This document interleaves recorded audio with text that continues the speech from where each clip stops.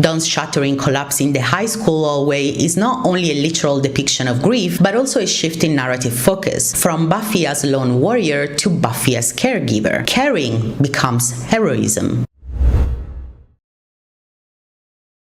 From the start, Buffy the Vampire Slayer challenges the lone hero trope by giving Buffy a circle of friends who contribute to her survival. Yet, narratively and symbolically, this is more than teamwork. It is the externalization of Buffy's self. Buffy is never truly alone because their subjectivity is inherently relational. Back off, Pink Ranger. This is my friend. Friend? Yeah. As in person you hang with, amigo? I don't understand. Buffy is strongest when she integrates with others. Your life is very different than mine. You mean the part where I occasionally have one? Yeah, I guess it is. The things you do and have, I was taught, distract from my calling. Friends, school, even family. Traditional hero narratives center on a solitary male figure. By distributing Buffy's identity into a community, the show feminizes and collectivizes the heroic structure. This is symbolically evident throughout the whole series, with the culmination of the theme of shared Slayer power in the final season, and thematically explicit in several episodes. Literally in Primeval, where she borrows Giles' intellect, Xander's heart, and Willow's spirit.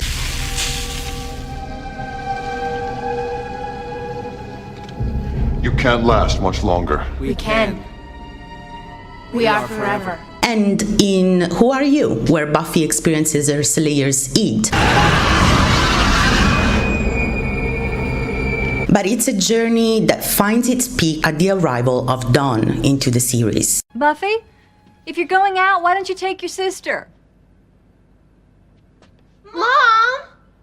Because from the very beginning of the show, Buffy's central struggle has been balancing the Slayer's violent destiny with the ordinary desires of a teenage girl. I will still have time to fight the forces of evil, okay?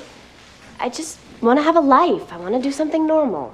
Season 1 explicitly frames this tension. She wants to go to dances, date boys, and even study. But vampires and prophecy constantly intrude. Prior to Dawn, this duality is dramatized through Buffy's relationships. Angel, a vampire with a soul, mirrors a struggle between humanity and monstrosity. Fate functions as the road-not-take slayer, who embraces darkness without guilt. But the problem always remains externalized. Buffy rarely confronts her fragmentation internally. When Buffy begins dating Riley in season 4, it initially appears to be a chance for her to balance the two halves of herself. Unlike Angel, who embodied the tragic fusion of love and death, Riley is human, healthy, and normal. On paper, he represents the life Buffy insists she wants: a stable boyfriend, a romance free of supernatural tragedy, a mirror to her girl self. Riley represents Buffy's first attempt to perform normalcy without dismantling her Slayer identity.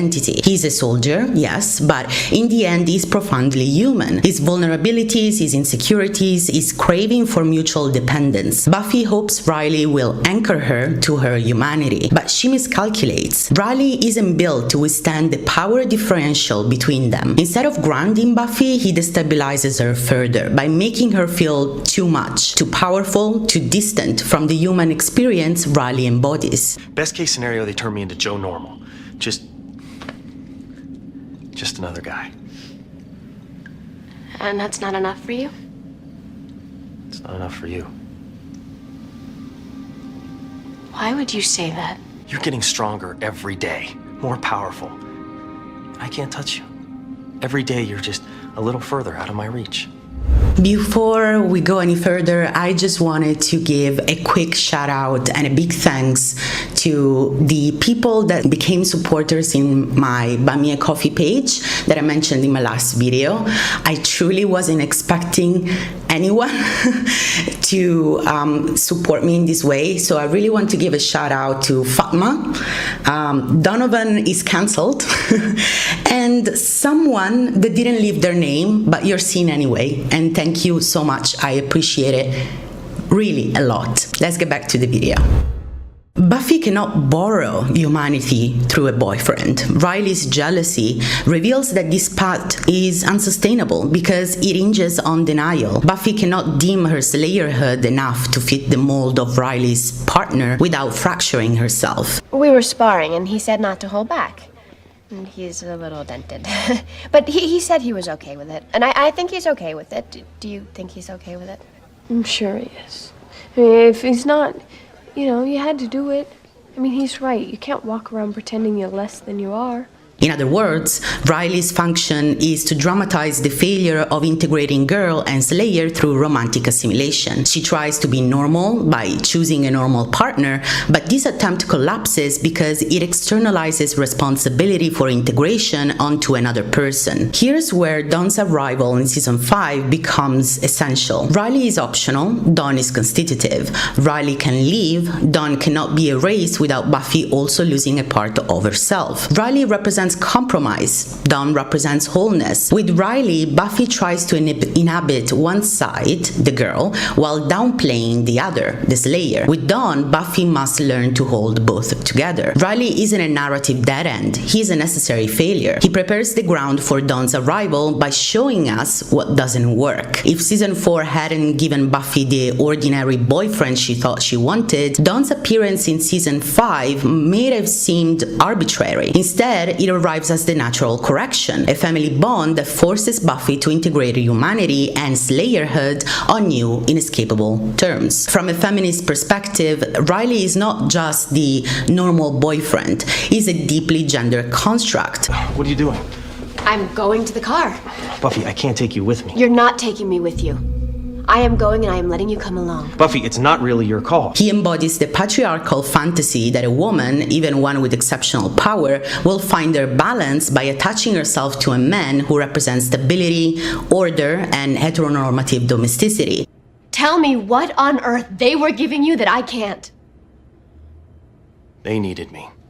Riley's role in the initiative reinforces this. He's a soldier in a militarized patriarchal institution. He's literally the apparatus of normal control, seeking to classify, contain, and neutralize the chaos Buffy represents. Buffy's relationship with Riley shows her attempting to domesticate her slayer side within this patriarchal fantasy. She wants to try on the role of girlfriend as normalizer, but Buffy cannot shrink herself into this mold without erasing part of who she is. So you don't have to be on top of everything all the time. But I do. That's part of what being a slayer is. And that's what this is really about, isn't it? You can't handle the fact that I'm stronger than you.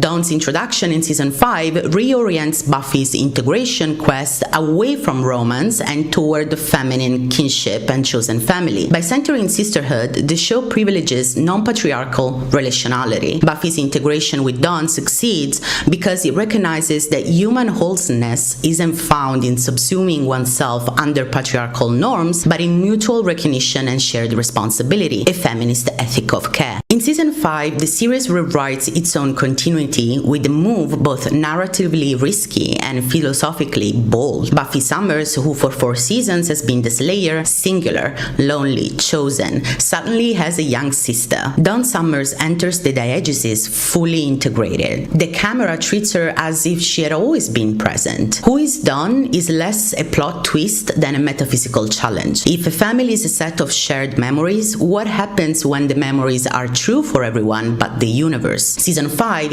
introduces Dawn not simply as a little sister, but as an ontological hack, the key, rewritten into the tissue of Sunnydale's reality. The show uses her to ask what makes kinship real: blood, biography, or the stories we keep telling until they become us. When he bailed on us, I remember Dawn cried for a week. Except she didn't. She wasn't there. But I can still feel what it was like. Dawn is more than a narrative device. She stands as a metaphysical and emotional linchpin, interrogating collective belief, identity formation, and emotional reintegration. The brilliance of Dawn's construction lies in its symbolic economy. She's not merely another character, but Buffy's vulnerability externalized. Her clumsiness, insecurity, and neediness, which have often been interpreted by the fandom as silly and whiny, dramatize the aspects of girlhood that Buffy has long suppressed under Slayer duty. Dawn destabilizes categories of identity, family, and memory. She is ontologically paradoxical, simultaneously real and fake, yet existentially undeniable. She becomes the site where philosophy and narrative allegory converge. This is blood, isn't it? It can't be me. I'm not a key. I'm not a thing. Oh, sweetie, no. What is this all about? What am I? Am I real? Am I anything? Dawn's origins as a magical construct crystallized into human form through collective memory subvert conventional notions of existence. Her reality is sustained by belief, echoing philosophical debates around idealism, reality shaped by perception. Dawn exists because everyone acts as though she's always existed. She arrives as a fait accompli, already loved, already resented like any sibling, and only later revealed to be a constructed human vessel for a trans-dimensional key. In No Place Like Home, Buffy's comprehension of Dawn's artificial origin collides with the felt truth of her love. The monk's spell replaces history with a seamlessly set of reference. That the show treats this as both horrifying and ordinary is the point. Families are always already copies. We perform them into being. Dawn's revelation does not cancel her sisterhood. It clarifies how sisterhood works iteratively through practice. Judith Butler's theorization of performativity is helpful here. Identity remains real, not because it is pre-discursive, but because it is repeated, stylized, and enforced. Dawn's little sister status is maintained because Buffy, Joyce, Giles, and the Scoobies keep acting as if the actions sediment into truth. Tara, like Dawn, is made real within the group, not by blood or history, but by ongoing acts of acceptance. In this way, Tara models for Dawn what it looks like to integrate into a family through performance and care rather than essence, reinforcing the Butlerian performative frame we apply to Dawn. You people have no right to interfere with Tara's affairs. We are her blood kin.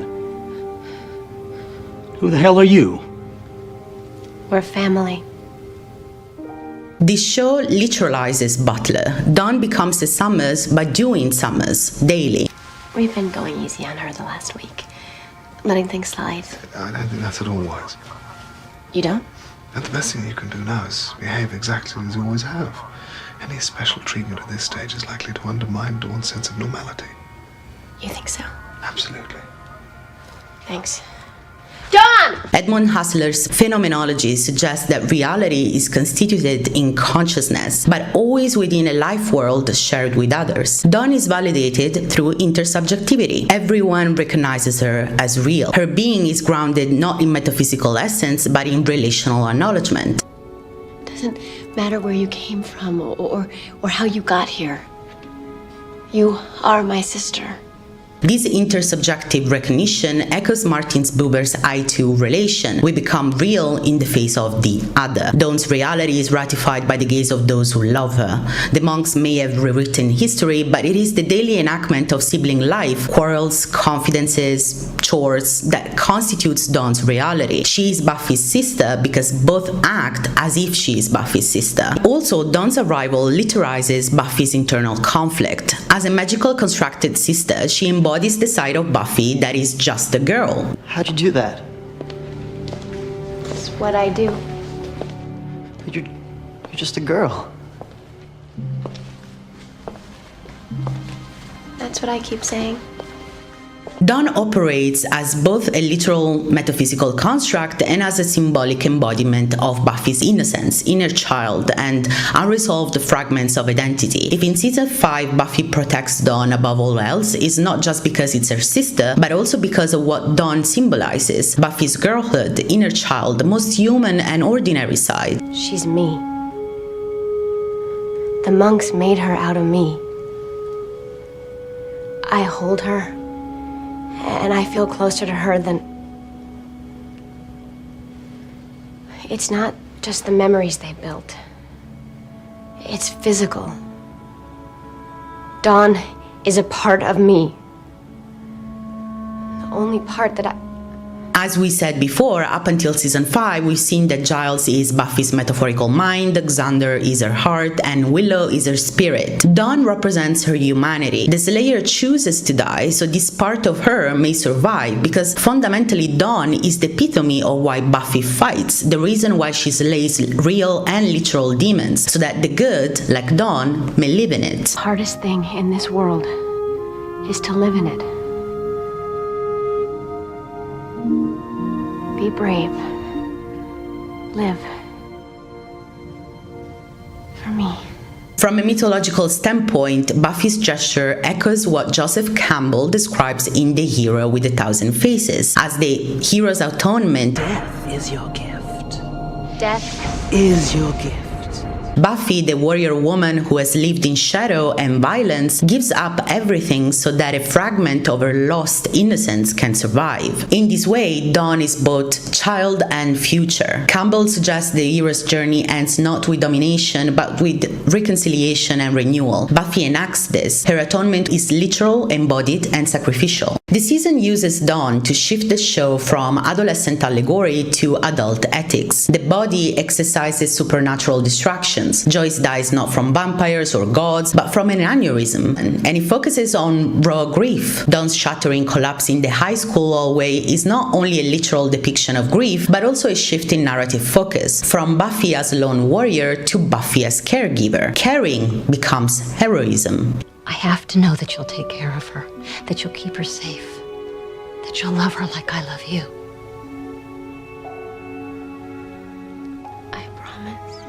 If season 1's thesis was high school is hell, season 5's is home is hard. And Dawn functions as the test case. She isn't a monster to kill, but a responsibility to hold, reminding us that love is obligation when the world goes gray. I have to drop this class.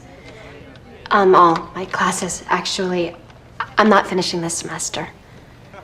I wish it. I can't be in school right now.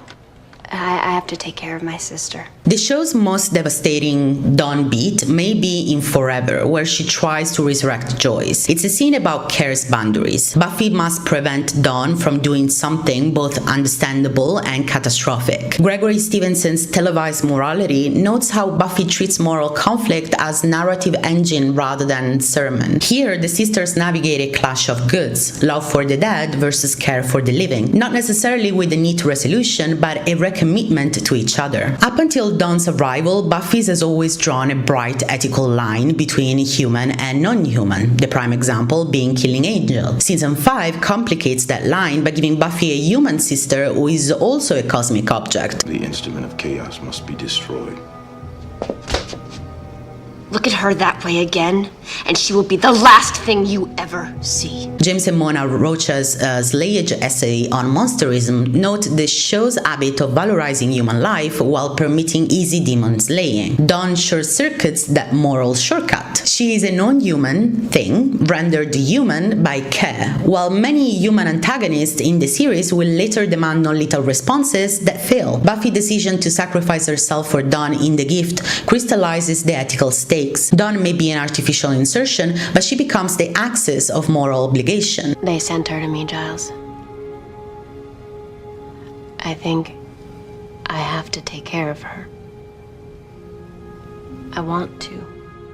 The facticity of Dawn's origin is relevant. Her vulnerability demands care. This thematic pivot is why season 5 feels heavier, slower, and more existential than earlier seasons. Dawn, as a figure of dependence, inaugurates the show's embrace of adult ethics, where choices rarely have clean solutions and love often looks like obligation. Indeed, Dawn redefines what Buffy means by hero. Slaying demons is the surface task. Showing up for a grieving sister is the deeper one. As the episode episodes Forever and The Body demonstrate, the hardest work is not killing monsters, but sustaining care in the face of unfixable loss. But the transformation from teen hero to adult woman is about learning to balance intellect, spirit, heart, and humanity, not privileging one at the expense of others. You can see Buffy struggle with her humanity throughout the season in which Dawn is introduced. In The Replacement, when Xander is split in two, Buffy muses about being split into her human and Slayer sides. Xander's path in the episode involves integrating his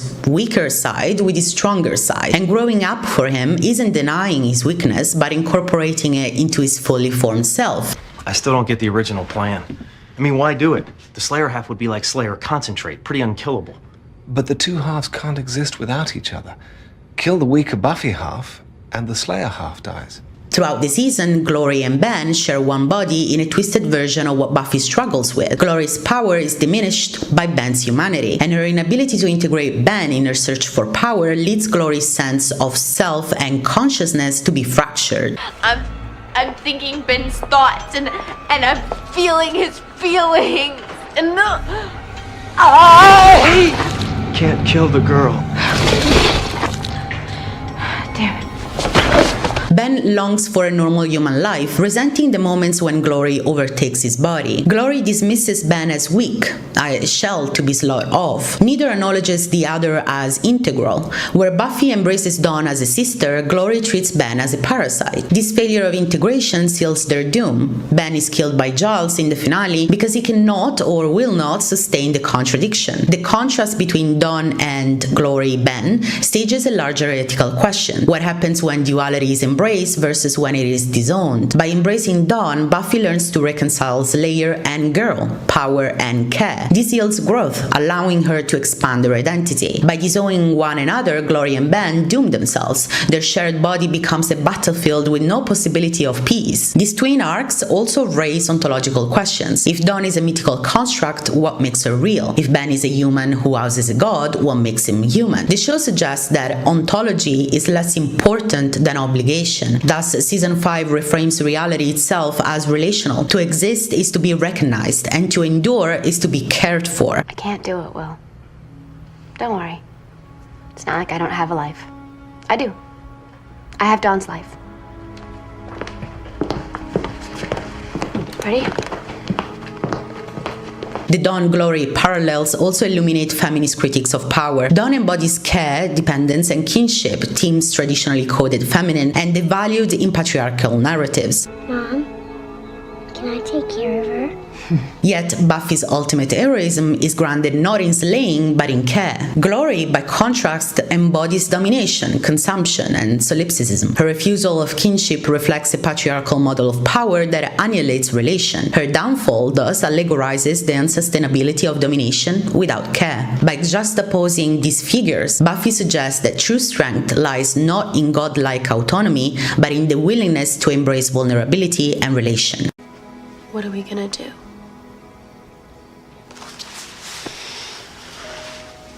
I won't let anything happen to you. I promise.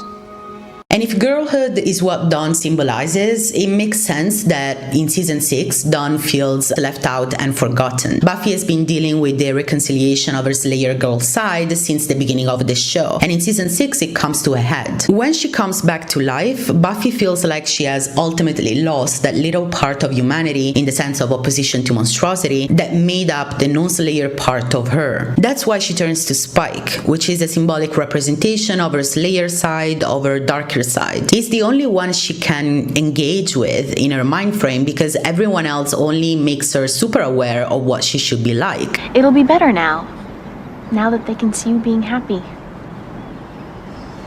That's all they want.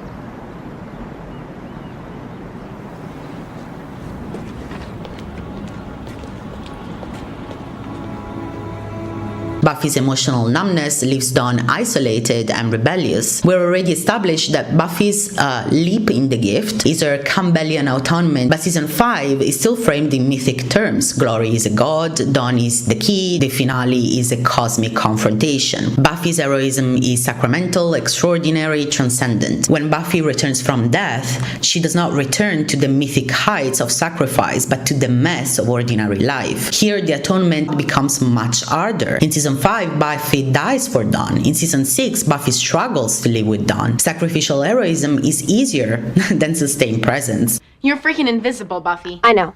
Xander and Anya are working on it, moldering out what happened. What about you? Shouldn't you be working on it?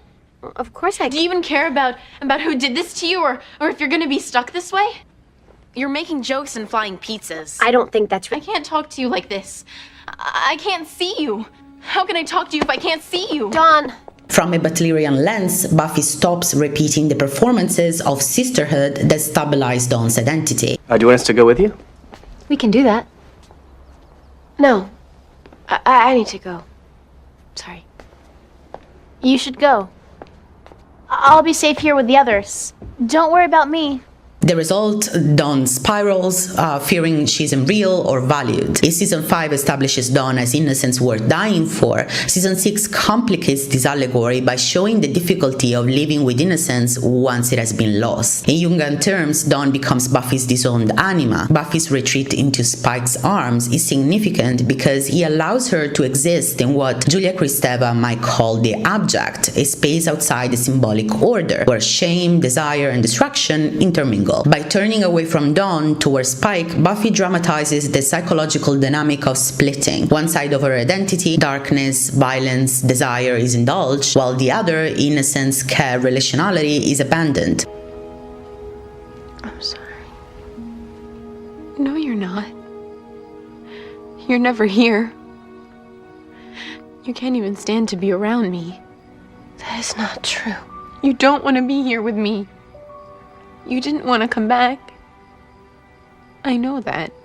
This division is, however, unsustainable, leading to the collapse that season 6 stages in its narrative of despair, disconnection, and eventual catharsis. By the end of the 6th season, Buffy finally accepts Dawn as her own person. She fights alongside her. Buffy has reconciled the girl she used to be, the girl inside her, with the Slayer she was born to be. It hasn't been okay. But it's gonna be now. I see it. See what? You. She's no longer avoidant, neglectful, or choosing one over the other, but is accepting and integrating of both parts. This recognition marks the moment of integration. This is carried throughout the 7th and final season, where Buffy embodies both identities at the same time. She's still the Slayer, but she becomes a mentor. She still has a mission, but she reconciles a relationship with Spike in a way that's not angsty, dark, or violent anymore. This acceptance mirrors Buffy reintegrating her fragmented identities: Slayer, young woman, survivor, sister, friend. By season 7, Buffy has matured into a new stage of atonement, one not of mythic sacrifice or depressive neglect, but of recognition and integration. Buffy's heroism is now less about Slayer exceptionalism and more about relational networks, empowering others, the potentials, even Dawn, even Spike. If season 5 Dawn was innocence worth dying for, and season 6 Dawn was innocence too painful to face, season 7 Dawn is innocence integrated, transformed into strength. Buffy's acceptance of Dawn as a full person parallels her acceptance of her own humanity. By the finale, Buffy is not simply Slayer or girl, not simply light nor dark, but a woman who integrates fragments into a whole self.